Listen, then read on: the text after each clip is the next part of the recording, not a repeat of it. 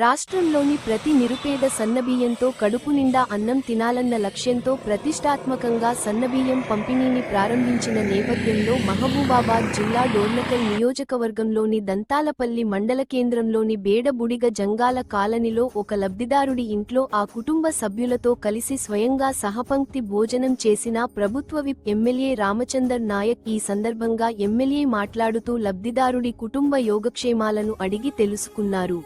సన్నబియ్యం ఎలా ఉన్నాయంటూ కుటుంబ సభ్యురాలును వివరాలు అడిగారు.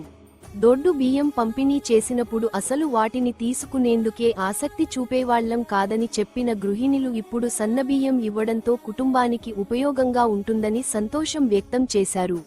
200 యూనిట్స్ వరకు ఉచిత కరెంట్, 500 రూపాయలు గ్యాస్ సిలిండర్ వంటి పథకాలు అందుతున్నాయా అని సంక్షేమ పథకాల గురించి వారి నుంచి ఆరా తీశారు.